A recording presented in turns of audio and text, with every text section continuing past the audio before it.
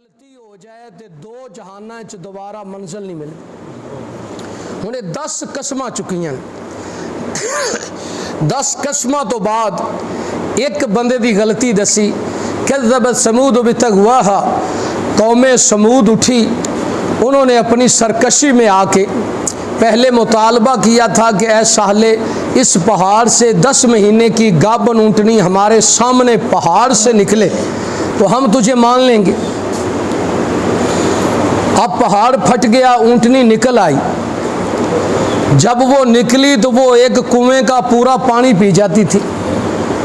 अब ये प्यासे मरते थे। इन्होंने क्या किया, केदार बिन सालिफ एक आदमी था, उसको उसकी माशूका ने कहा कि इस ऊँटनी को कत्ल कर दे। हालांकि वादा हुआ था कि अगर तुमने ऊँटनी मार दी तुम सब खत्म हो जाओ। फ़क़ाल रसूलुल्लाह नाक़तल्लाह व सुक़याहा, कहा बदबख्तो ये तो अल्लाह ताला की ऊँटनी थी और इसके पानी पीने की बारी थी, तुमने इसको क्यों कत्ल कर दिया। फ़कज़्ज़बूहु फ़अक़रूहा, उन्होंने कहा अल्लाह के नबी अब भी हम तुझे जुठलाते हैं। ऊँटनी भी देख ली लेकिन हमारा दावा अकीदा अब भी है कि आप झूठे हैं। जिस तरह खुद कहा मक्के वालों ने कि चांद 2 टुकड़े हो जाए हम मान लेंगे, चांद 2 टुकड़े हो गया, वो नफ़रत में और बढ़ गए। कहा कि अब बहुत बड़े आप जादूगर हैं। पानी से उंगलियों से पानी के चश्मे चल गए, नफ़रत से और बढ़ गए। मुट्ठी में कंकरियां कलमा पढ़ने लगी, कुफर में और बढ़ गए। मर्ज बढ़ता गया, जूं जूं दुआ की लानते मरीज़ इश्क पे और मरीज़ कुफर और हसद पे लानत खुदा। नतीजा क्या निकला, फ़ाका रूहा, उन्होंने उसकी कूंचें काट डाली। फ़दमदम अलैहिम रब्बुहुम बिज़म्बिहिम फ़सव्वाहा, अल्लाह ताला ने उस पूरी कौम पे ऐसा अजाब का कोड़ा बरसाया उनके गुनाहों की वजह से। बिज़म्बिहिम फ़सव्वाहा, मिलिया मेट कर दिया, एक भी नहीं छोड़ा। ये नहीं कि इधर मर गए बच गए, इधर मरे जहन्नम की आग में जलने लगे। ला यमूतून फ़ीहा वला यहया, ना जिंदा रहेंगे ना मरेंगे। वला यखाफ़ु उक़बाहा, ये है तेरा रब जो किसी से डरता, किसी के बदले से, इंजाम से, किसी की बादशाही से, किसी की फ़िरौनियत से मौला नहीं डरता, मखलूक डरती। तो आओ आज आपको एक बड़ी इल्मी बात मैं बता दूं। एक चीज़ होती है थ्योरी, एक होती है प्रैक्टिकल। थ्योरी और चीज़ है, प्रैक्टिकल और चीज़। थ्योरी का माना होता है नज़रिया, जहन, सोच, पढ़ना पढ़ाना। इस्लाम की थ्योरी ये है कि खुद भी बचो हलाकत से, दूसरे को भी बचाओ। बड़ी अहम बात है, ज़रा समझना। इस्लाम का नज़रिया थ्योरी ये है कि खुद भी बचो, दूसरे को भी बचाओ। जिस तरह कहा कि नशा पिला के गिराना तो सभी को आता है, मज़ा तो तब है कि गिरते हुओं को थाम ले सके। भाई नशा दे के, धोखा दे के, फ्रॉड दे के मारने वाले तो बड़े हैं, लेकिन जो बच्चियां जिंदा दफन हो रही हूँ उनको फूलों की सेज पे सुलाने वाला आमना का लाल माएँ कभी कभी जनती हैं। माएँ कभी खाल खाल ऐसे बच्चे जनती हैं कि जो मरते हुओं को बचाने वाले हों, जो लड़ते हुओं को छुड़ाने वाले हों, जो रब से टूटे हुओं को मौला से मिलाने वाले हों। फिर मैं दोहराता हूँ, इस्लाम की थ्योरी क्या है? बचना, बचाना, पढ़ना, पढ़ाना, मखलूक को रब से मिलाना और खुद रब की मानना। अब कुफर की थ्योरी क्या है भला? ना खुद बचना है ना दूसरे को बचने देना। काफर लोग, ये बात समझना, मैं अभी इससे भी एक बड़ी बात करने लगा। ये कुरान हदीस की बातें। कुफर की थ्योरी क्या है कि ना आप जीना है ना दूसरे को। भाई मक्के वाले बच्चियों को कत्ल करते थे, फिरौन ने 1000 बच्चा कत्ल किया था। अभी भी ये जितने बम ब्लास्ट हो रहे हैं ये सारे कुफर की वजह से। ये इस्लाम नहीं चाहता। इस्लाम का मिजाज है कि खुद दुख सह लो लेकिन किसी को दुख ना दो। नबी करीम सल्लल्लाहु अलैहि वसल्लम ने सारी ज़िंदगी दुख झीले हैं, किसी को दुख। अब ये हकीकत है या नहीं? अगर जिहाद भी किया है तो दूसरे को बचाने के लिए, जुल्म मिटाने के लिए। जिहाद किस लिए किया? जुल्म मिटाने के लिए, दूसरे काफिर को जहन्नम से बचाने के लिए। लेकिन कुफर का जो मिजाज है, थ्योरी है, वो यही है कि ताकतवर कमज़ोर को खा जाए। लेकिन अब मामला प्रैक्टिकल, अमली तौर पे उल्टे। फ़ारूक आज़म उमर बिन अब्दुल अज़ीज़ तक जो हमारा दावा मिंबर पे था, स्टेज पे था, ज़बान पे था, वही प्रैक्टिकल मुल्क में नाफज था। मौलाना साहब ने स्टेज पे मसला कर दिया कि चोर का हाथ कटेगा, कुरान कहता है, रहमान कहता है, जहानों की रहमत कहती है, दुनिया के अक्लमंद इंसान कहते हैं। भाई एक आदमी रास्ते में जा रहा है, आपने उसे गोलियों से भून डाला, उसके छोटे छोटे बच्चे, बीवी, सारी ज़िंदगी की कमाई आपने खाक में मिला दी।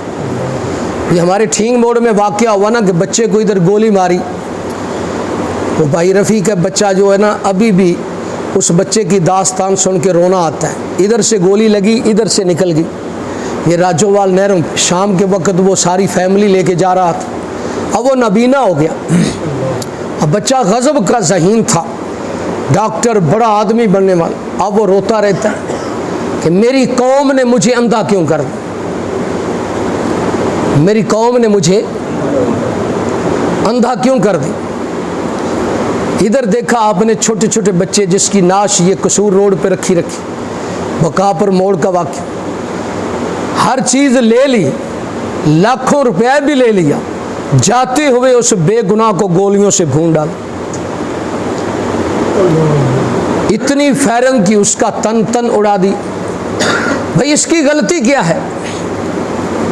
अब इस्लाम कहता है कि ऐसे बंदे को सज़ा मिले, लेकिन दर पर्दा कुफर और काफरों के हामी कहते हैं कि इसको सज़ा नहीं मिलनी चाहिए।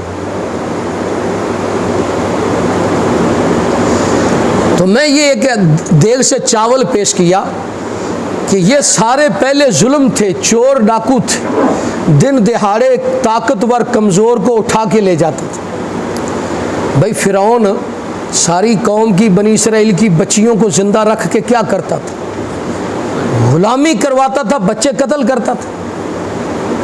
हर जगह कुफर में यही जुल्म की रात थी। कमली वाले ने जुल्म ख़त्म करके अदल लाया। जब चोर डाकू को सज़ा मिलने लगी तो हीरा से औरत चलती थी, बैतुल्लाह का अकेली हज करती थी, कोई ऐसी निगाह न थी जो उसकी तरफ उठ जाए।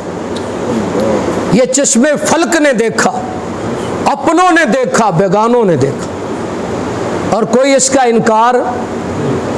तो मानना पड़ेगा कि इस्लाम की थ्योरी, मिजाज ये है, खुद बचो, दूसरे को बचाओ, काफर को भी बचाओ, मखलूक को रब से मिलाओ, अंधेरे भगाओ, नूर इल्म का आम करो, इस मुल्क को इल्म की रोशनी से आशना करो। इसीलिए तो ये मदरसा चल रहा है, मरकज़ अबुल कासिम।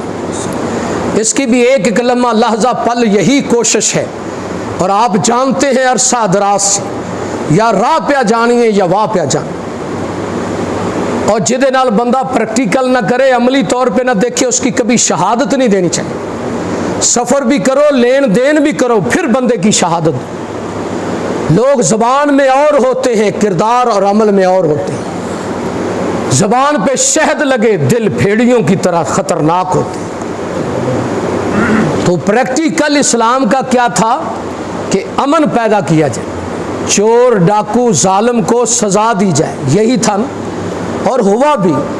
लेकिन कुफर का मिजाज इसके उलट। लेकिन आज हमारी बदनसीबी कि रहूं दिल को कि पीटूं जिगर को मैं, मकदूर हो तो साथ रखूं नौहा घर को मैं। किसे पड़ी है कि जा सुनावे हमारे प्यारे पी को हमारी पतियां, न नींद नैना न अंग चैना, ना आ पावे न भेजे पतियां। तुम रोजे की जालियों की मदतों में रहे गुम, जुल्फों की बातें, रुखसार की बातें, शबनमी होंठों की बातें, बलौरी सीने की बातें, रुखसार के चमकार की बातें। और अरे जाहिल आदमी, ये तो पूरी कायनात मानती है, लेकिन मानती नहीं तो कमली वाले की थ्योरी और किरदार नहीं मानती। कभी कमली वाले का अकीदा और थ्योरी और किरदार भी बयान कर वो चीज बयान करता है जिसको अबू जहल और फिरौन वक्त भी मानता था। मनवाना है तो वो चीज मनवा जो मुल्क से खत्म होगी, और वो कमली वाले का प्रैक्टिकल किरदार था। अब कहीं नजर आता है, सारे नात खां मौलवी इसी बात पे लगा दी। और कभी जोर दिया है कि चोर को सजा मिले? वो एक अल्लामा एहसान अली ज़हीर मां ने जाना था कि जो कहता था कि कुरान और सुन्नत नाफज होगा। अब तो हमारा नाम लेने वाला भी कोई नहीं कि कहीं कुरान और सुन्नत नाफज हो, कि रोजे की जालियों और मददों में रहे गुम, दुश्मन ने तेरे बाग में खिजां का जाल बिछा दिया। काफिरों ने हमारा सारा बाग उजाड़ दिया, वीरानी वीरानी। हम बस जुल्फों की तारीफ करते रहे, रुखसार की तारीफ करते रहे, जिस वजह से रुखसारों पे पत्थर पड़े और जख्मी हुए थे वो अकीदा भी भूल गए, थ्योरी भी भूल गए, नजरिया भी भूल गए। भाई ऐसे है या नहीं? अब नाम लेने वाला भी कोई नहीं कि अमन कैसे हो, गरीब की इज्जत कैसे बचे, लेता है कोई? अब नाम लेने वाले के गले को भी दबाया जा रहा है कि अपनों ने रब्ट लिखवाई है थाने में जाकर। अकबर नाम लेता है रब का इस जमाने में, अपनों ने जाके रब्ट लिखवाई है थाने में कि जुल्म कितना हो गया। अकबर नाम लेता है अब भी रब का इस जमाने में। अब तो नाम लेना जुर्म है, ये क्यों लेता? अब इसी डगर पे प्रैक्टिकल जी रहे। इसलिए खुदारा मैं कुरान मजीद से आपको साबित किया कि एक आदमी ने गलती की, अल्लाह ताला ने 10 कस्में उठा के ये बात की। सूरा शम्स 30वां पारा। अगर इसको हम हक सच की किताब मानते हैं तो हमें अपने वतन अजीज से जुल्म को ख़त्म करना होगा, झूठ को, धोखे को, चोरी डाके को ख़त्म करना होगा। ये कैसे ख़त्म होगा? जब हम हलाल खाएंगे। यकीन जानो, मौलवी साहब के बेटे हूँ, पीर साहब के बेटे हूँ, मुफ्ती के हूँ, मुहद्दिस की हूँ, फाजिल मदीना यूनिवर्सिटी की हूँ, अगर वो अपने बच्चों को हराम खिलाएगा तो वो कभी आलिम नहीं बनेंगे, वो चोर, डाकू और जालिम बनेंगे। हराम खाने वाले बच्चे कभी आलिम और पीर अब्दुल कादिर जिलानी रहमुल्लाह नहीं बनते। वो उवैस जैसे रब के वली। कोशिश करो, सच बोलो, बच्चों को हलाल खिलाओ। तो बहरहाल मेरे भाइयों अजीज़ों, ये एक बड़ी दर्द की, दुख की बात है। ये पूरे मुल्क की निजात का राज, अमन का राज है, तरक्की का राज है। पूरे मुल्क के लिए, पूरी दुनिया पे फातिह बनने का राज है।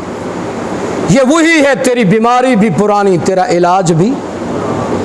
तो कल का सबक क्या था? मैंने 3 हलाकतें बताई थी जिससे मुल्क को, मिल्लत और अफराद ख़त्म हो जाते।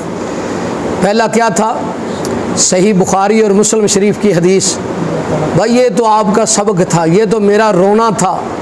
वो एक आपका सबक भी होता है, ये दर्स नहीं होता, ये क्लास होती है।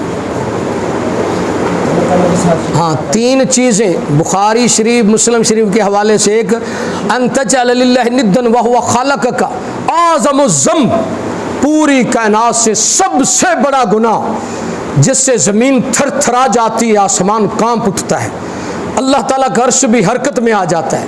और मैं अहादीस, नसूस, कातिया, सातिया, बराहीन सातिया से साबित किया था कि अगर रब से शिरक किया जाए तो जन्नत हराम हो जाती है, जहन्नम। कुरान में लिखा है, मन युश्रिक बिल्लाह फ़क़द हर्रमल्लाहु अलैहिल जन्नह। वो ऐसे है जैसे आसमान से गिरा और ज़मीन की पस्ती में जा फ़क़अन्नमा ख़र्रा मिनस समा, जिसने रब के साथ शरीक बना ली। तो गुजारिश की थी कि नमाज छोड़ना भी शिरक है। तो ये 95% जो बेनमाज हैं, ये नमाजी कैसे बने? और इनकी फिक्र कौन करेगा मेरे भाइयों? अजीज़ों, इनको नमाजी कौन बनाएगा? ये नमाजी बनेंगे जिस तरह कमली वाले ने ताइफ के सफ़र की। 17 दिन जाने में लगे, कितने दिन आने में लगे, इतने दिन जख्मों में चूर, भूखे, खून में डूबे, पत्थरों की बारिश, और रब को मनाया जा रहा है। आज हम तो यकीन जाने मेरे जैसे थोड़े दिले, मैं अपनी ही बात करता हूँ, क्योंकि मैं इस नज़रिए पे पहुँचा हूँ कि बस ये अकीदा रखो सब ठीक है, मौला मेरे में कमज़ोरी है। तनकीद बहुत आसान है, अमली मैदान में उतर के काम करना बड़ा मुश्किल है। आज ऐसा एक दर्स सुन्नत के मुताबिक देने वाला बंदा नज़र नहीं आता मेरे समेत, जो 80 किलोमीटर पैदल करे और पत्थरों की छाँव में जाके बोले। फूल की पत्तियों में बोलना आसान है, देसी मुर्गे खा के बोलना मेरे लिए भी आसान है। 40-40 हज़ार, 50 हज़ार एक दर्स की तबलीग वाज का ले लेना बहुत आसान है, लेकिन 80 किलोमीटर पैदल सफ़र करके महीना महीना खून में नहा के रब के कलमा और तौहीद सुनाना बहुत मुश्किल है। चाहे किसी को ये मेरी बात बुरी लगे, हकीकत ये है, हर नबी ने ऐसे किया, लेकिन आज वो तबलीग भी ख़त्म, तालीम भी ख़त्म, बाकी सब कुछ है। 10 लाख का जलसा होता है, 20 लाख का जलसा होता है, 80 देगे होती हैं खाने के लिए, बड़े बड़े सांड दिखाए जाते हैं कि ये खाए जाएंगे, बस एक रात भंगड़ा डालना है, आ जाओ। लेकिन नतायज देखें तो सुबह मस्जिद खाली होती है, एक नमाजी भी मस्जिद में नजर नहीं आता जिस मस्जिद में जलसा हो। ये शुक्र अदा हो रहा है। वो रात को आते 3-4 बजे, दिन जिहाद होता, रात तहज्जुद होती। एक ऐसा मेरे सहाबी, ताबी, तबा ताबी, उमर बिन अब्दुल अजीज़ तक, मौलाना मोहम्मद हुसैन शेखुपुरी तक, यज़दानी शहीद तक, अल्लामा एहसान लाई ज़हीर तक दिखा दो कि जो रात 3 बजे सोए हों सुबह उठ के तहज्जुद ना पड़ी, नहीं दिखा सकता।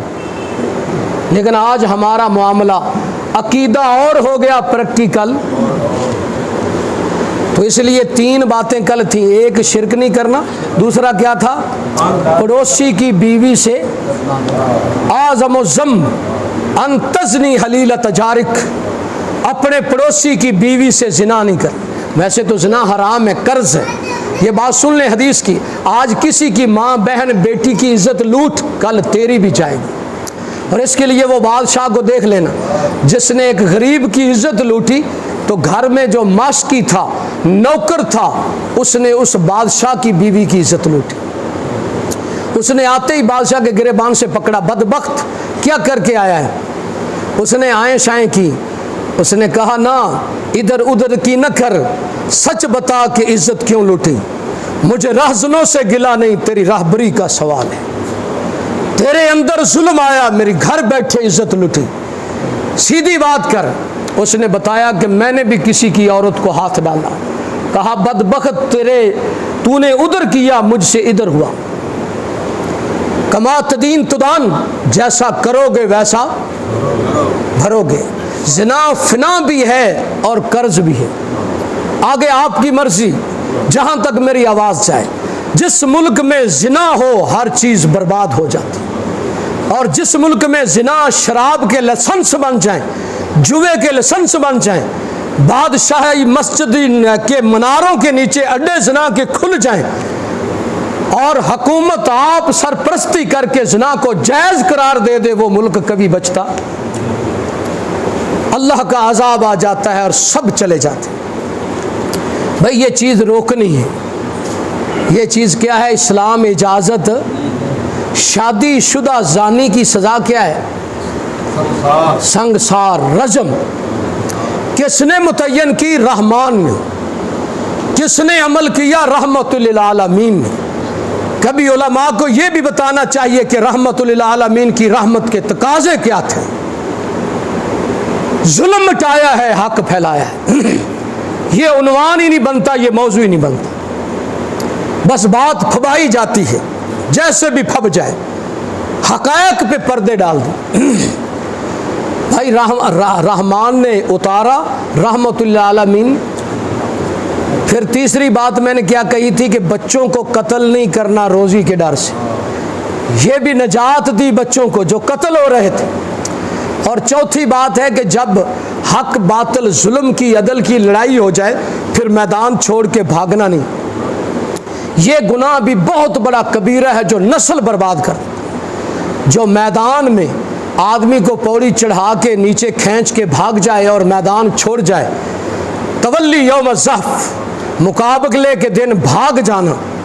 अक्सर लोगों की आदत है बंदे को ऊपर चढ़ा के नीचे से पौड़ी खींचना।